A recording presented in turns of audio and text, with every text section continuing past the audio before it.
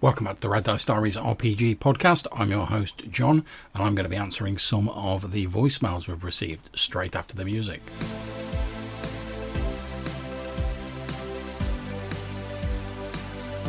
Okay, so let's kick off with a voicemail from longtime friend of the channel, Jason Connolly from the Nerds RPG Variety Cast. Go ahead, Jason. Hey, John, really enjoyed your Random Wilderness episode. Sounds like a pretty interesting system, and like you say, it makes good use of the cards. And it gave you pretty varied results, I guess. I'd have to get Knock 3 and look at it to see. I wonder if you wouldn't end up having some of the same encounters over and over, though. But it sounds like you'd have a fair variety in there. So, very cool. Thank you for pointing it out. We'll talk to you soon. Thanks very much, Jason. Yeah, you make a good point. And I think if you did a massive wilderness using the article out of Knock, you would eventually start to see a bit of duplication, etc. And I suppose you'd have to either substitute in other encounters or finesse them to give them different motivations. Like two groups of goblins could obviously be very different encounters, just as an example. But yeah, I think the same's true with any sort of random encounter chart. If you use it enough, eventually you will start seeing duplication. However, I think the use of cards and a couple of different tables associated with them means that it's going to take a lot longer for you to see that duplication than with standard tables. And next up, we have a couple of voicemails from Ron Frazier. Take it away, Ron. Boy, John, have you hit on something? So I want to talk about modern D&D. First of all, it is a well-designed system overall. And secondly, I believe they are going to tweak it to meet their modern needs, because it turns out that 40% of the audience is 25 or younger. So that explains a lot of what they're doing and the direction that they're going. And I came to the same conclusion that you did, that modern D&D ultimately is not for me. Yeah, I think you're absolutely right, Ron. The sort of direction that D&D is going in, obviously Wizards of the Coast, Hasbro, whatever, they're a company, they're trying to chase after the larger market share so they can make more money and they can keep producing products.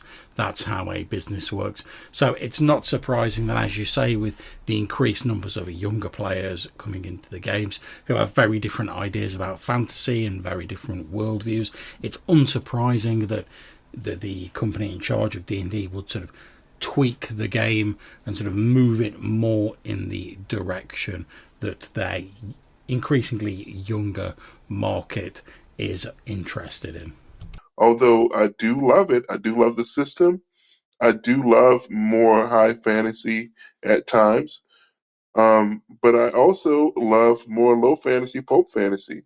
I also love the epic fantasy that Tolkien wrote. And as a matter of fact, I'm playing in a One Ring campaign right now, and I haven't had a real desire to go back to playing modern D&D for a good while. The only reason why I even want to play modern D&D is because of third-party systems that bring stuff to the table that Wizards of the Coast refuses to. Yeah, I think you make a very important point there, Ron. Much as with the older versions of D&D, we've now got a plethora of different OSR products out there to scratch whatever particular old-school fantasy itch you have. I think one of the real strengths of the 5th edition system, for sort of people who are maybe not into the direction that the core game is going, is the third-party stuff that's coming out, as you say, which fulfills different niches using that framework of the 5th edition rules.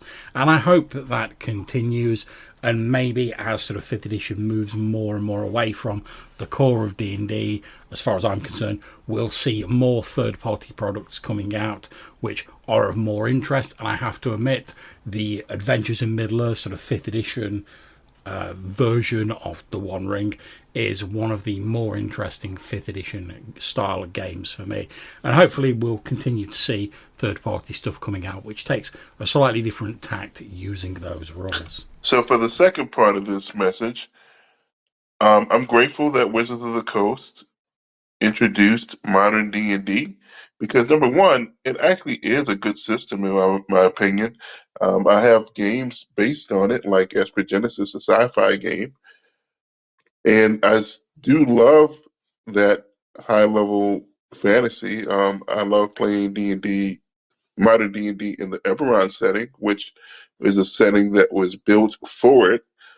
But I haven't played actual modern D&D in a long time. I've been playing Old School Essentials and The One Ring because I also love, that kind of epic fantasy and low fantasy, pulp fantasy.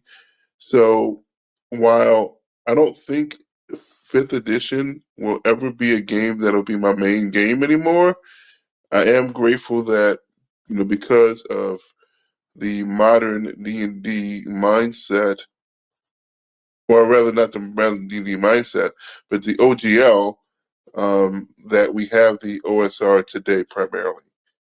Thanks. Thanks very much, Ron. Very much appreciate your message.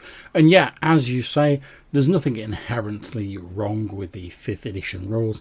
In fact, I ran some games a few years back now at a local convention using just the sort of basic free 5th edition rules. After being challenged to do so by my old buddy Colin over at Spike Pit. And I cut down some of the options drastically just because we were doing a one-shot and I wanted it to be a bit simpler. But there were no problems running the game. I think it was Barrow Maze I was running using 5th edition, and that all worked pretty well. There were no problems with the actual system. Like I say, I think the supplements, as they're sort of moving on, though, are sort of diverging from my preferred sort of style of fantasy, which is the slightly dirtier sort of lower fantasy. But as you say, they are sort of chasing this younger market, these new role players coming in who maybe that doesn't appeal to so much. You can't really blame them for trying to increase their customer base. After all, if they don't make money, they don't get to keep producing products. And after all, we do have the OGL, and there is a flotilla of 5th edition compatible stuff coming out from third-party publishers, as you said. And let's face it, at the end of the day, as I've often said in many of my podcast episodes, having more choice so you can make more of an informed decision has always got to be a good thing. And we're going to round off with our last call for this episode, again by Ron Frazier. Go ahead, Ron. Regarding the end of your Smoke and Snow campaign, well, particularly in OD&D and early D&D, that type of thing can happen where a party can just basically have a TPK. Yeah, it's just one of those things. In order for, as far as I'm concerned, in order for triumph and victory to actually mean anything, there also has to be the very real possibility of defeat. And sometimes the dice go with you and your plans work out. Sometimes they don't, or you've not got a plan and the dice go against you. That's just how it is. And it's that uncertainty which makes role-playing so thrilling to me. But it's also the reason why, if I find myself in that situation where there's a TPK, although I won't just sort of like beat the players upside the head for no reason, if their decisions and the dice rolls lead them into that sort of situation, I will tend to play it through and let the dice fall where they may. In modern D&D, it's rarer and rarer, and I think the modern players, 40% of which, according to Wizards of the Coast, is 25 or younger, might raise a fit if they had something like that happen. I don't know, how dare you take abilities stats from me, even temporarily. But anyway, that was an entertaining story, and I just wanted to tell you that I really enjoyed it. Thanks very much, Ron. Greatly appreciated. Yeah, I don't know about that. I mean, people are always sort of saying, like younger players would probably have a harder time losing characters and stuff like that. Certainly in my recent experience, though, like running at local cons again, which have recently opened up, I found that very young players tend to, it just like water off a duck's back. They're really not bothered. They normally have a laugh about how the character died and they're happy just to jump back into it. Now, that might just be the younger players that I play with. And like I say, we're talking like very young, sort of like 8 or 9. Maybe the sort of like the teens to like early 20s are different. I don't know. I don't have extensive experience of running games for players in that age group.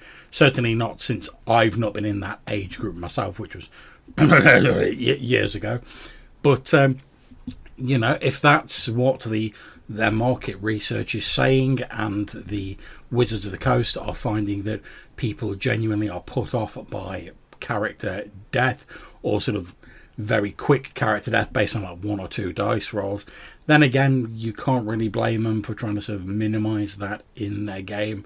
But as you say, there'll be third-party content, and I've already seen some of it myself, where you can sort of tweak that lethality back up again, still using the 5th edition rules chassis if you really want to. So that's it for this voicemail episode. Thank you to my 2 wonderful callers, Jason Connolly of Nerds RPG Varietycast and Ron Frazier. If you'd like to get in touch and maybe be featured in a future voicemail episode, you can do so in a few different ways.